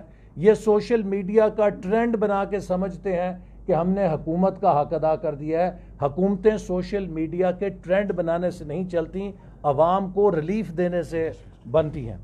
تو سی پیک کے اندر ہم نے جو ترجیحات بنائی تھیں اس میں جو سب سے اہم ترجیح اب 2020 اور 25 کے درمیان تھی وہ انڈسٹریل کوآپریشن تھی, جہاں پہ سی پیک کا اصل ڈیویڈنڈ آنا تھا. تقریباً 50 سے 60 لاکھ نوکریاں پاکستان میں چین سے آنی تھیں ان 9 اسپیشل اکنامک زونز کے ذریعے, جن کی نشاندہی ہو گئی تھی, جن پر اتفاق ہو گیا تھا, اور 2020 تک ان کا انفراسٹرکچر مکمل ہونا تھا. اس حکومت نے 2 سالوں میں ایک بھی اسپیشل اکنامک زون کا انفراسٹرکچر مکمل نہیں کیا. نہ صرف انفراسٹرکچر مکمل نہیں کیا, بلکہ جو میکرو اکنامک فریم ورک تھا ہماری معیشت کا اسے بھی تباہ کر دیا, جس کے بعد کوئی سرمایہ کار اب پیسہ لگانے کے لیے تیار نہیں. جس ملک میں ہر روز روپے کی قیمت لڑکتی ہے وہاں پہ کون سا فورن انویسٹر آ کے انویسٹمنٹ کرے گا؟ تو اس بے یقینی سے انہوں نے اس انڈسٹریل کوآپریشن کو بھی خراب کر دیا. ویسٹرن روٹ نے دسمبر 2018 تک مکمل ہو جانا تھا, لیکن ڈیرہ اسماعیل خان سے ہاکلا یا برہان تک جو ویسٹرن روٹ ہے, جس سے اس پورے ہمارے بلوچستان اور خیبر پختونخوا کے جو ساؤتھ ایریاز ہیں, ڈسٹرکٹس ہیں, ان کو انقلاب ملتا, آج تک وہ ویسٹرن روٹ مکمل نہیں ہوا. 2 سال کی تاخیر ہو چکی ہے چونکہ اس کے فنڈ کاٹ لیے گئے. کراکرم ہائی وے پہ تھا کوٹ رائے کوٹ کے درمیان حصہ رہ گیا تھا. اگر آپ یہاں سے جائیں حویلیاں سے تو تھا کوٹ تک آپ کو انٹرنیشنل سڑک ملتی ہے, لیکن تھا کوٹ سے رائے کوٹ کے درمیان جو سڑک ہے اس کے لیے جو فنڈ ہم نے مختص کیے تھے وہ PTI نے اپنے MNS کو بانٹ دیے ہیں. نتیجہ یہ کہ آج کراکرم ہائی وے کا وہ جو حصہ ہے وہ بدترین شکست و ریخت کا شکار ہے. رائے کوٹ سے آگے خنجراب تک پھر بہترین سڑک موجود ہے, لیکن وہ جو ایک حصہ ہے اس کے فنڈ انہوں نے اپنے MNS کو بانٹ دیے اور یہ قومی منصوبہ تباہ و برباد کر دیا. اسی طرح جو ان کا ہمارے چھوٹے صوبوں کے منصوبے تھے, جس میں گلگت, چترال اور چک درہ کی سڑک شامل تھی, اسے چھٹی JCC میں منظور کیا گیا اور اس پر ہم نے کام شروع کیا. ان 2 سالوں کے اندر حکومت نے اس منصوبے کو بھی بجٹ سے نکال دیا اور کوئی اس کے اوپر پیش رفت نہیں کی. نتیجہ یہ ہے کہ گلگت, چترال اور چک درہ کی جو راستہ ہے اس پہ پسماندگی ہے. میرپور میرپور سے مظفر آباد اور مظفر آباد سے مانسہرہ ایک اور روٹ سی پیک میں منظور کیا گیا جس نے آزاد کشمیر کو بہت فائدہ دینا تھا اور سی پیک کے ساتھ جوڑنا تھا. چونکہ آزاد کشمیر میں مسلم لیگ نون کی حکومت ہے، اس حکومت نے اس منصوبے کو بھی متروک کر دیا اور اس کے اوپر کام نہیں کیا. یہ منصوبہ بے حد ضروری تھا جس سے کشمیر کے لوگوں کو بہت فائدہ پہنچ سکتا تھا. اسی طرح کراچی سرکولر ریلوے کا منصوبہ بھی ہم نے سی پیک میں شامل کیا اور خواجہ سعد رفیق صاحب نے حکومت سندھ کے ساتھ مل کر بہت تیزی کے ساتھ اس کو آگے بڑھانے کے لیے اقدامات اٹھائے. لیکن اورنج لائن کے ساتھ ساتھ لیکن 2 سالوں میں اس حکومت نے اس پہ کوئی پیش رفت نہیں کی. نتیجہ یہ ہے کہ کراچی جیسا ہمارا جو بڑا شہر ہے جہاں پہ ہم نے گرین لائن کا منصوبہ بھی دیا تھا، 25 ارب روپے کا گرین لائن کا منصوبہ وفاقی حکومت نے کراچی میں دیا تھا، جبکہ کسی اور صوبے میں وفاقی حکومت نے میٹرو پر 1 روپیہ نہیں خرچ کیا تھا. پنجاب میں ملتان، لاہور اور راول پنڈی، اسلام آباد کی میٹرو پنجاب حکومت نے اپنے وسائل سے بنائی تھی، لیکن وفاقی حکومت نے کراچی کے لیے 25 ارب روپے کی گرین لائن کا منصوبہ کیا. اس کو بھی یہ نالائق حکومت جو کہ 95% مکمل ہو گیا تھا جب ہم نے چھوڑی ہے، اس کو 2 سالوں میں شروع نہیں کر سکے. جو حال BRT کا کیا ہے وہی انہوں نے اس گرین لائن کا کر دیا. اسلام آباد میں جو اسلام آباد سے نیو اسلام آباد ایئرپورٹ کا میٹرو کا لنک ہے آپ کے سامنے ہے، آپ صحافی حضرات دیکھتے ہیں، سارا سٹرکچر اس کا تیار تھا، صرف اسے آپریشنل کرنا تھا. یہ 2 سالوں میں اس کو بھی آپریشنل نہیں کر سکے. اسی طرح ڈیولپمنٹ میں سب سے بڑا نقصان انہوں نے ہائر ایجوکیشن کا کیا ہے. ہم نے 46.6 ارب روپے پہ اس کا ڈیولپمنٹ بجٹ چھوڑا تھا، اسے یہ گھٹا کے 29 ارب پر لے آئے ہیں. اس وقت پاکستان کی ہر یونیورسٹی شدید مالی بحران کا شکار ہے اور ہمارے نوجوانوں کا مستقبل تباہ کر دیا ہے. لہذا میں اس چیز کی بھی مذمت کرتا ہوں. اور ایک اور منصوبہ جو ہم نے شروع کیا تھا، 1 لاکھ نوجوانوں کو IT کے اندر آرٹیفیشل انٹیلیجنس اور جو جدید سکلز ہیں ان کے اندر ہم نے ٹریننگ دینی تھی، اور وہ انہوں نے اس کو بھی ختم کر دیا، جس کے نتیجے میں ہمارے نوجوانوں کا مستقبل تاریک ہوا ہے.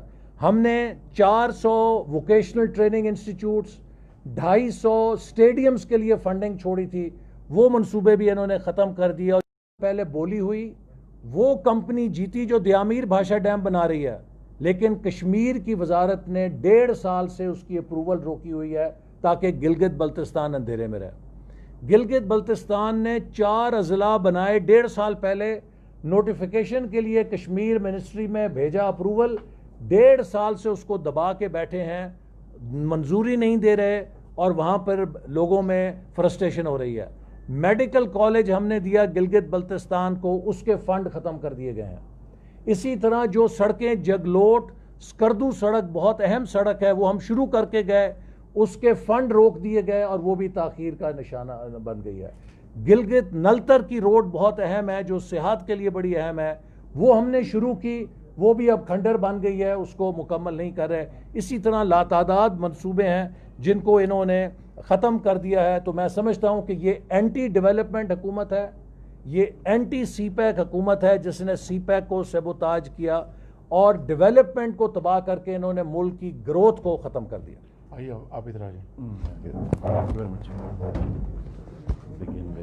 آپ گفتگو فرمائیں گے انجینئر خرم دستگیر صاحب. بسم اللہ الرحمن الرحیم.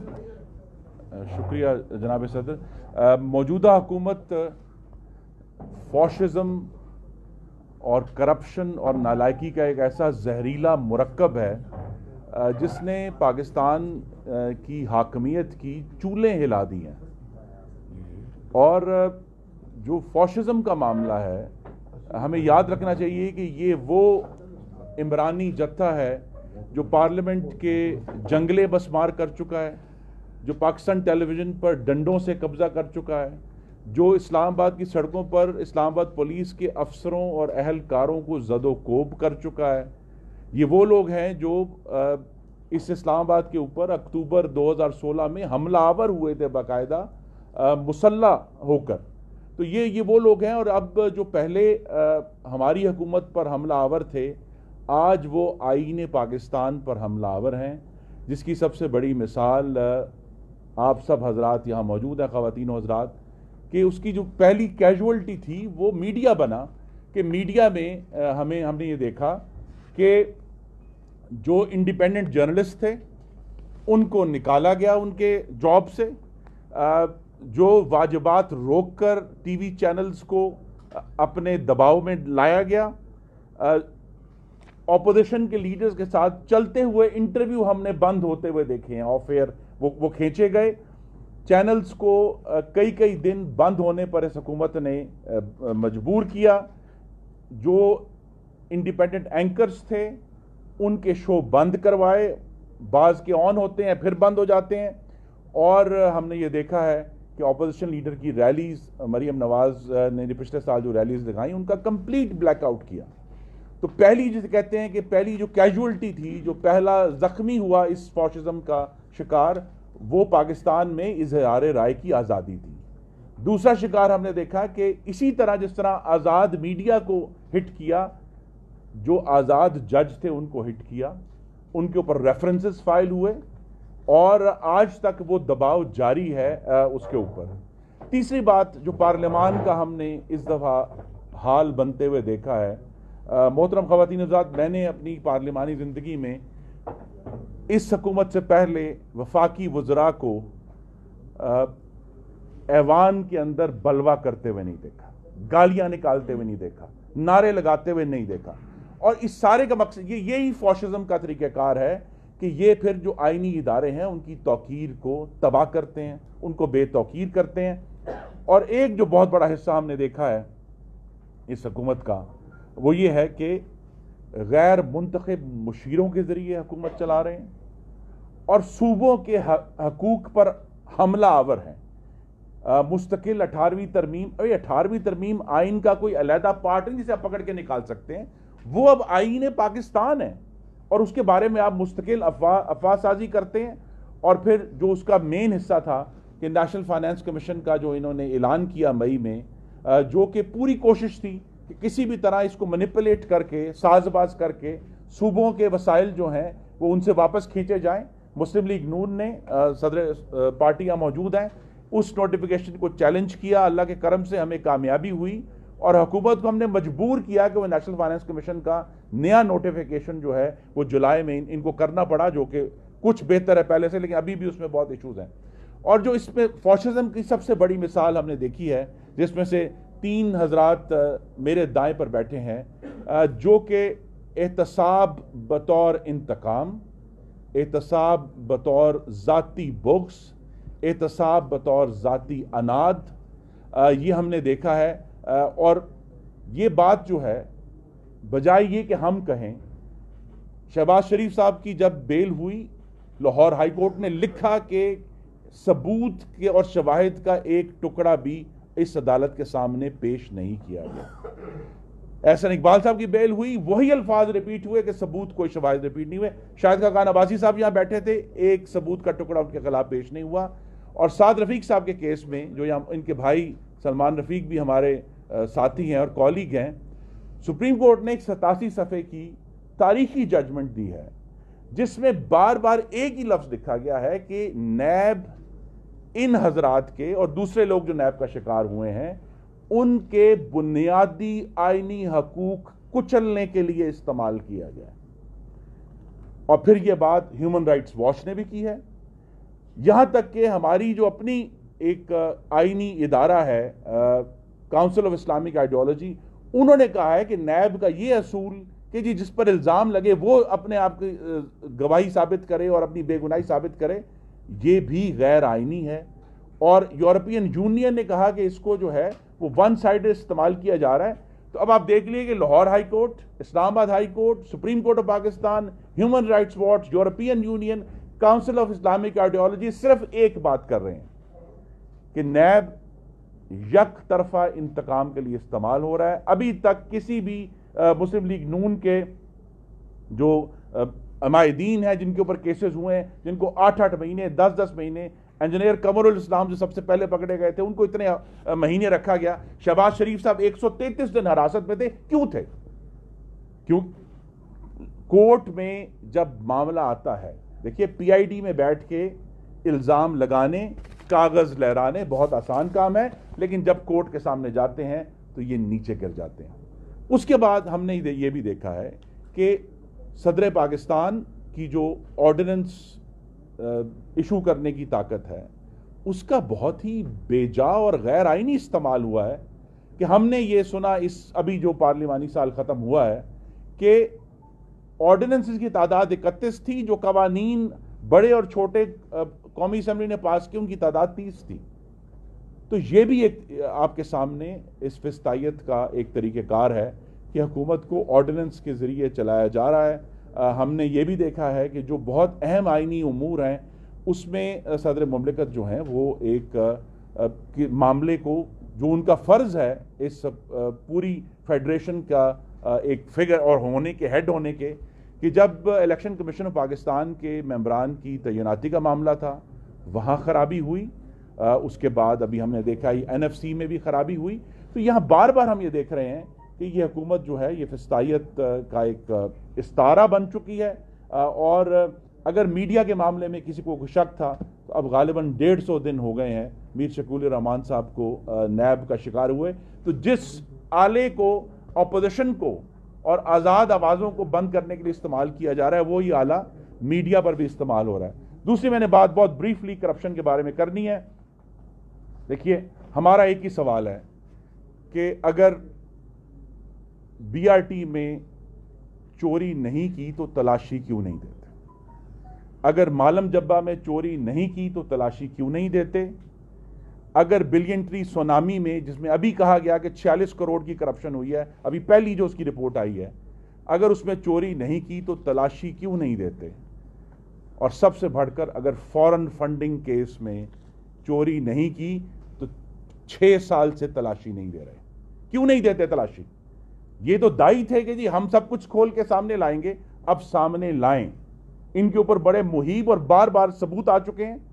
हेलीकॉप्टर केस में चोरी नहीं की तो तलाशी क्यों नहीं देते? और मोहतरम ख़वातीन और हज़रात, अगर पाकिस्तान के अवाम की दवाइयाँ जो 400% 300% बढ़ी हैं, उसमें चोरी नहीं की तो तलाशी क्यों नहीं देते? जो आटा मुस्लिम लीग नून के आखिरी दिन मैं याद करा दूँ, 31 मई 2018 को 33 रुपये किलो था, अगर आज वो 75 रुपये किलो है तो उसकी तलाशी क्यों नहीं देते? जो बात सदर पार्टी ने की कि वो 66 लाख टन गंदुम किसने चोरी की है, वो कौन उसकी तलाशी देगा? हमारा डिमांड है उसकी तलाशी दी जाए। और शुगर के ऊपर आपने देखा है बड़ा शोर डाला कि जी हमने बड़ी शफाफियत की, हमने पहले FIA की रिपोर्ट बनाई, हमने फोरेंसिक कमीशन बनाया। इस तमाम कलाबाजियों का नतीजा ये है कि पाकिस्तान के अवाम के लिए चीनी 50 पैसे कम नहीं हुई, मुस्तकिल बढ़ती रही। आज खुद पेशावर शहर में जहां 7 साल से PTI की हुकूमत है, 110 रुपये किलो चीनी बिक रही है। इसकी तलाशी कौन देगा? पेट्रोल में जो 26 जून को अचानक 25 रुपये बढ़ाकर कुछ कंपनियों को कई 100 अरब का फायदा पहुंचाया गया, उसकी तलाशी क्यों नहीं देते? बार बार हमें आता है कि जी हम नोटिस ले रहे हैं, हम इन्वेस्टिगेशन करा रहे हैं, लेकिन ये हुकूमत तलाशी देने से मफरूर है। और ये जो बात है कि इन्होंने बहुत कोशिश की है कि मीडिया को, अपोजिशन को दबाकर ये काम चले, लेकिन ये तजर्बा इमरानी नाकाम हो चुका है। ये मुआशी तौर पर भी नाकाम हो गया है, ये खारजा पॉलिसी में नाकाम हो गया है, और ये पाकिस्तान को जमहूरी वफाकी तरीके से भी चलाने में नाकाम हो गया। Thank you very much. अब आखिरी स्पीकर हैं जी ख्वाजा साहब, ये ख्वाजा साहब आप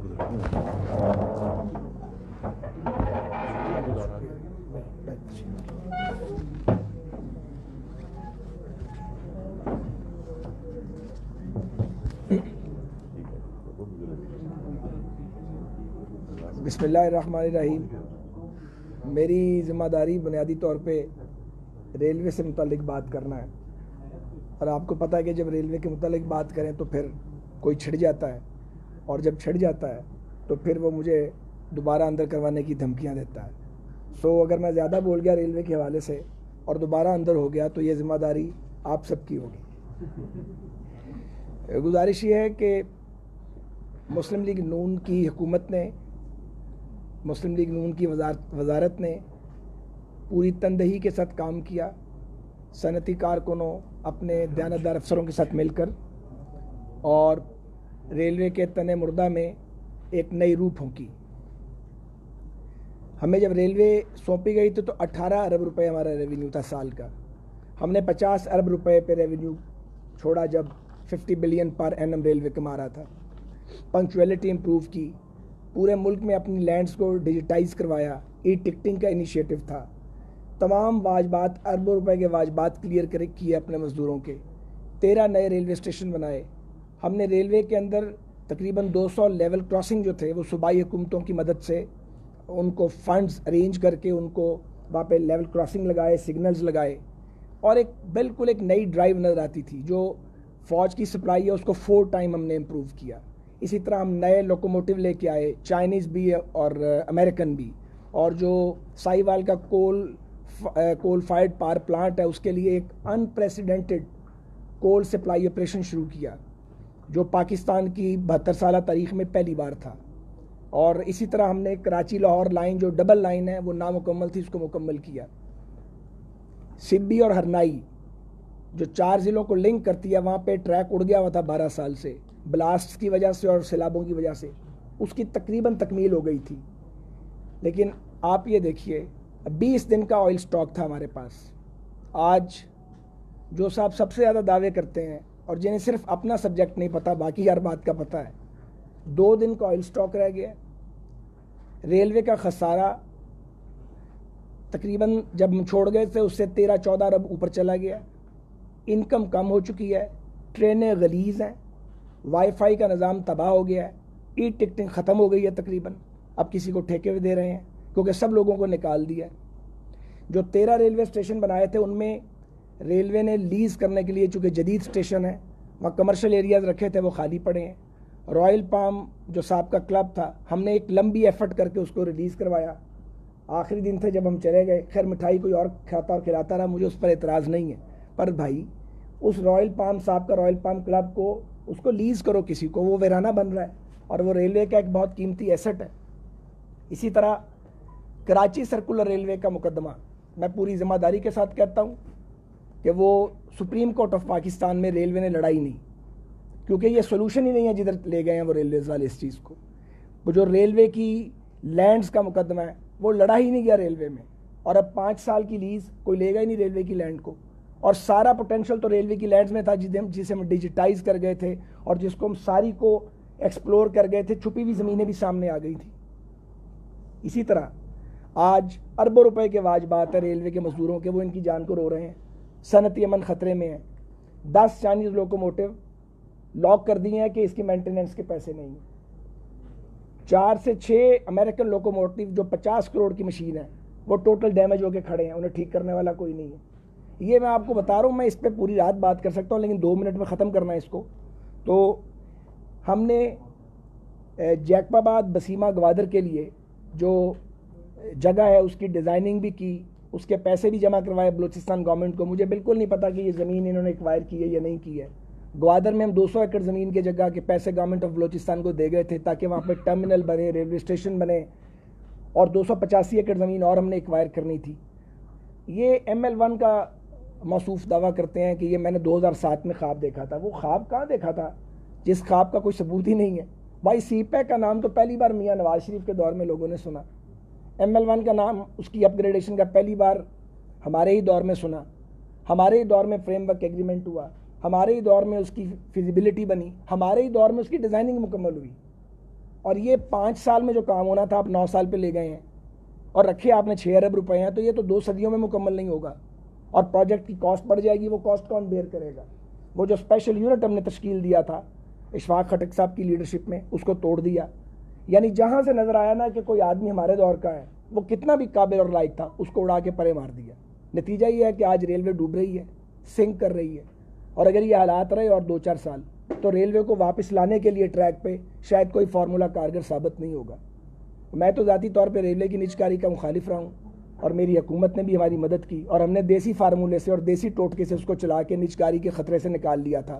ہم پرائیویٹ پبلک پارٹنرشپ میں لے کے جا رہے تھے کہ ریگولیٹری باڈی کے طور پہ ریلوے گورنمنٹ کے پاس رہے, مگر موجودہ حکومت نے تو ستیہ ناش کر کے رکھ دی ہے. یہ تو چند باتیں ہیں جی ریلوے کے بارے میں. میں آپ کو یہ بھی گزارش کرنا چاہ رہا ہوں, اب سبی ارنائی پہ 300 کروڑ روپے تقریباً لگ چکے ہیں, اور وہ ان کی جان کو رو رہا ہے وہ سیکشن. بھئی اس کو مکمل کرو, 90% کمپلیٹ ہو گیا ہے, وہاں ریلوے اسٹیشن بن گئے ہیں, وہاں ایف سی کے ساتھ ایک کانٹریکٹ اور سیکورٹی کا, اور ٹرین کو چلا دو, لوگوں کی زندگیوں کو آسان کرو. جو نئی ٹرینیں چلائی ہیں وہ 75% خسارے والی ٹرینز ہیں. کوئی صدر صاحب کو خوش کرنے کے لیے چلائی گئی, کوئی وزیر اعظم صاحب کو خوش کرنے کے لیے ٹرین چلائی گئی, نیٹ رزلٹ صفر ہے. اب ایک ایک کر کے بند کرنی پڑ رہی ہیں, تو ایک تباہی مچی ہوئی ہے. مجھے صرف مختصر یہ گزارش کرنی ہے, ساری باتیں ہو چکی ہیں, کہ کچھ عرصہ پہلے گلف کے ایک ملک نے اسرائیل کو تسلیم کیا ہے, تو نظر یہ آ رہا ہے کہ اسرائیل کا انفلوئنس بڑھے گا عرب ممالک میں, گلف میں اور اس ریجن میں. ظاہر ہے گرینڈ پلان ہوگا, اور اسرائیلی جو ہیں وہ ہندوستان کے کلوزسٹ الائز ہیں, تو پاکستان پر بھی اس کے اثرات لازمی پڑیں گے. میں یہ سوال پوچھنا چاہتا ہوں کہ کیا قومی قیادت اسے کہتے ہیں کہ بجائے آپ جو بین الاقوامی یا عالمی یا قومی چیلنجز ہیں ان کا مقابلہ کرنے کے لیے سر جوڑیں, آپ لوگوں کو گھسیٹیں, ان کو ڈریگ کریں, ان کو جیلوں میں ٹھونسیں, جھوٹ بولتے رہیں, لوگ جیلوں سے باہر آ جائیں, پھر ان کو دوبارہ بھیجنے کے اوپر فکر مندی کریں. اس طرح ملک چلتے ہیں؟ کیا پاکستان آگے بڑھ رہا ہے؟ کوئی ایک شخص یہ ماننے کو تیار ہے؟ دنیا میں عالمی صف بندی بدل رہی ہے. پاکستان کے جو پالیسی میکرز ہیں ان کے پاس وقت ہی نہیں ہے, حکمرانوں کے پاس وقت ہی نہیں ہے کہ وہ کوئی پازیٹیو بات کریں. انہیں شریف خاندان کو ٹارگٹ کرنے سے فرصت ملتی ہے تو وہ پی ایم ایل این کو ٹارگٹ کرتے ہیں, اس سے فرصت ملتی ہے تو وہ اپوزیشن کی باقی پارٹیز کو ٹارگٹ کرتے ہیں. ایسے تو ملک نہیں چل سکتا. تو میں یہ ضرور کہنا چاہتا ہوں, پاکستان کے تمام جو درد دل رکھنے والے لوگ ہیں, جو سیاسی جماعتوں میں موجود ہیں, پاکستان کے اداروں میں موجود ہیں اور پالیسی میکنگ میں موجود ہیں, کہ اپنے دل پہ ہاتھ رکھ کر یہ سوچیں کہ ہم پاکستان کو کس سمت میں لے کے جا رہے ہیں, اور کیا ہم اپنے آنے والی نسلوں کو ایک مضبوط پاکستان دیں گے, یا ایک منقسم تقسیم در تقسیم والا پاکستان, کہ ایک دوسرے کی شکل دیکھنے کے ہم روادار نہ ہوں, ایک دوسرے سے بات کرنے کے روادار نہ ہوں. تو یہ میں سمجھتا ہوں کہ عمران خان صاحب کی حکومت نے, جو ایک جمہوری حکومت نہیں ہے, پاکستان کو ایک ایسے کلچر سے روشناس کروا دیا ہے جس میں نفرت اور تلخی بڑھی ہے اور پاکستان پیچھے گیا.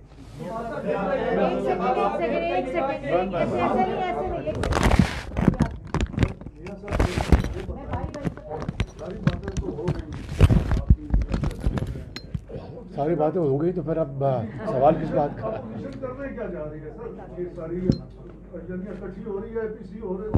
جی بالکل, اس کے لیے میں انشاءاللہ مولانا فضل الرحمان صاحب سے, بلاول بھٹو صاحب سے اور دیگر جو قائدین ہیں انشاءاللہ ان سے رابطہ کروں گا. میں اسلام آباد آیا ہوں انشاءاللہ, اور پھر اس کے لیے اے پی سی کے لیے ہم انشاءاللہ وقت منظم کریں گے.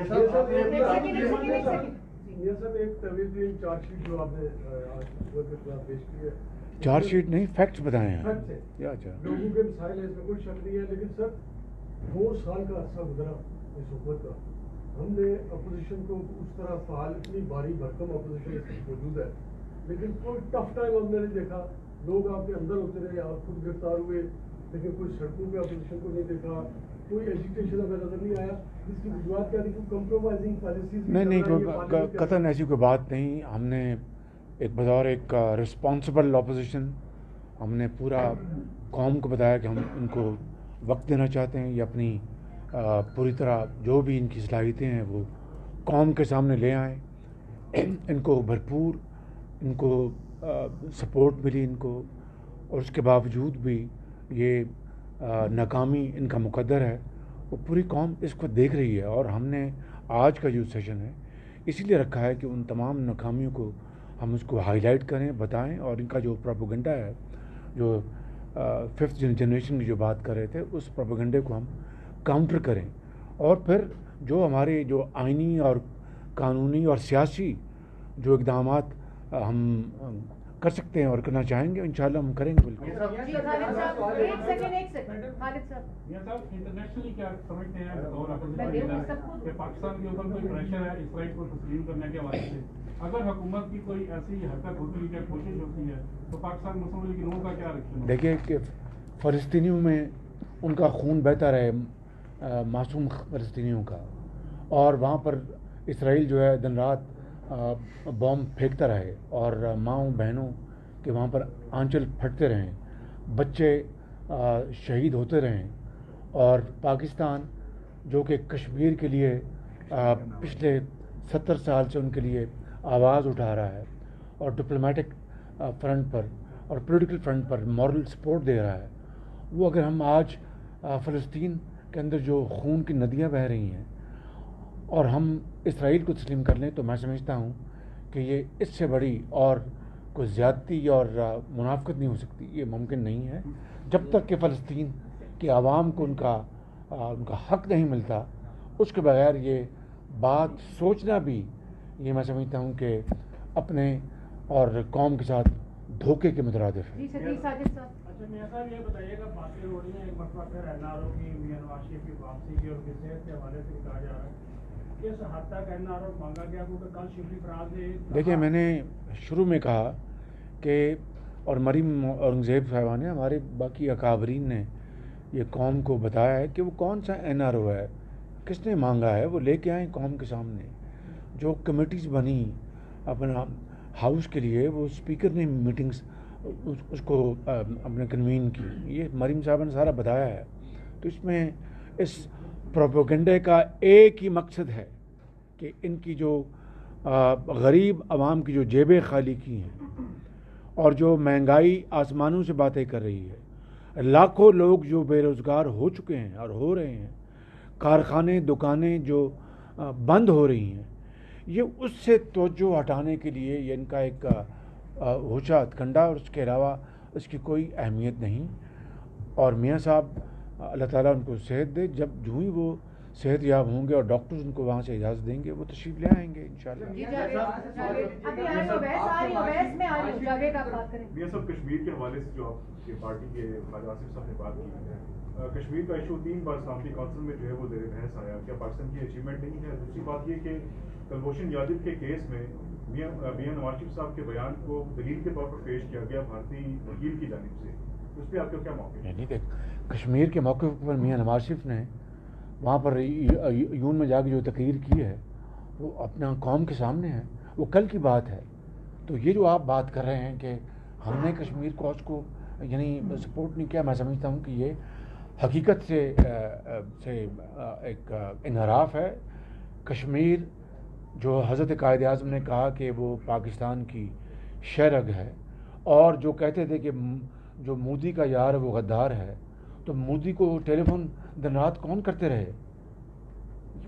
ये हकायक हैं। मैं इस बहस को मज़ीद इसको पॉइजनस नहीं करना चाहता, कहना चाहता हूँ कि पूरी कौम कश्मीर कॉज के ऊपर एक है, और हम हुकूमत को हम मुतनब्बे करते हैं और उनको वार्न करते हैं कि वो कश्मीर कॉज से अगर हटेंगे तो वो पूरी कौम उसके सामने एक दीवार बन के खड़ी होगी।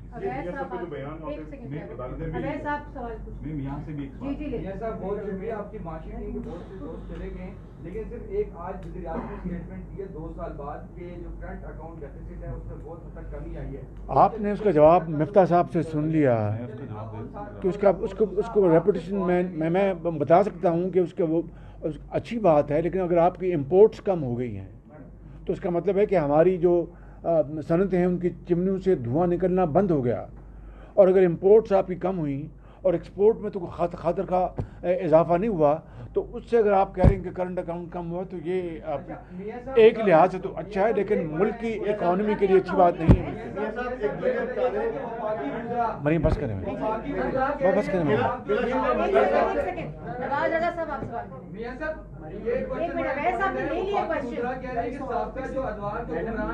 वो वाजिबुल कत्ल हैं, तो क्या इस फतवे की आप हमायत करते हैं या इसकी मुखालफत करते हैं? इतना बड़ी स्टेटमेंट, चलो ये जाके आप मौलाना साहब जाके फतवे की तस्दीक करवाएं। मेहरबानी। माशाल्लाह, आप तवील अरसे के बाद इस्लामाबाद में, मैं अभी चंद दिन पहले भी आया हुआ था, आपकी नजर करम इधर नहीं है। तो एक तासर ये है कि मुस्लिम लीग नून और पीपल्स पार्टी APC में कोई ज्यादा दिलचस्पी नहीं ले रही और उस मसले को हल करने के लिए आप मैंने आपको गुजारिश की, अभी मैंने कहा जो आप तारीख आपका तैयार हो जी जाएगा। इंशाल्लाह मेरी मुशावरत होगी, उसके बाद तारीख तय करेंगे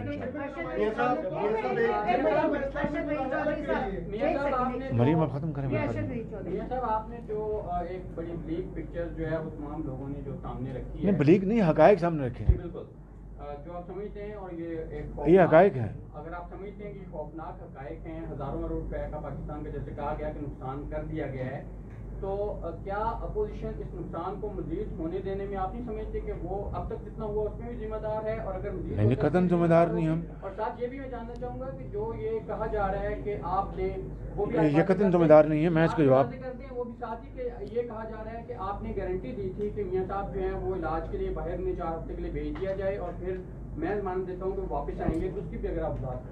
ये देखिए, ये अदालत के सामने सारा मामला तय हुआ, अदालत आलिया के सामने तय हुआ, वो रिकॉर्ड निकाल कर आप देख लें कि वो कौन सी गारंटी मैंने दी है, तो आपको आपके सवाल का जवाब खुद मिल जाएगा।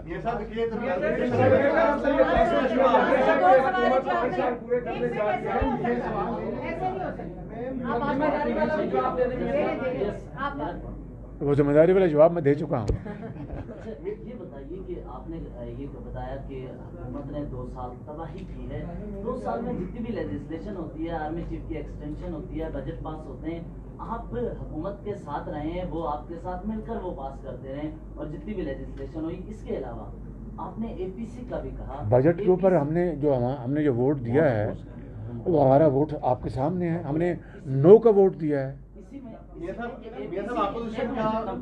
में आपने APC सर सवाल करें प्लीज। यही वही आ रहा है, APC का कहा, हमने माजी में भी देखा है, सदारती इंतखाब हो, वज़ारत उज़्मा के हवाले से हो, या फिर सेनेट चेयरमैन की तैनाती के हवाले से वहाँ पर मामलात हों, इन सब में APC फेल नजर आती है। देखिए, वज़ारत उज़्मा या सदारत के इंतखाब के वज़ारत उज़्मा या अपना सदारत के इंतखाबात के ऊपर जो आप बात कर रहे हैं, मैं गड़े मुर्दे यहाँ पर नहीं खोदूँगा।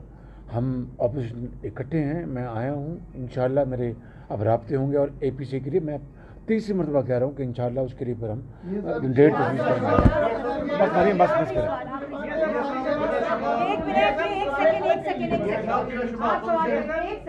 मियां साहब, हुकूमत ने दावा किया कि बरतानिया को खत लिखा जा रहा है मियां साहब को वापस लाने के लिए, एक उस पर आप क्या कहेंगे, दूसरे कि आप बतौर गारंटर हैं, बदरा कह रहे हैं कि आपको भी बतौर गारंटर गिरफ्तार करवाया जाएगा, तो अदालत अगर आपको बुलाती है तो आपका क्या मौका? नहीं, मुझे इन्होंने पहले भी गिरफ्तार किया, अब भी लगे हुए हैं, अल्लाह मालिक इंशाल्लाह।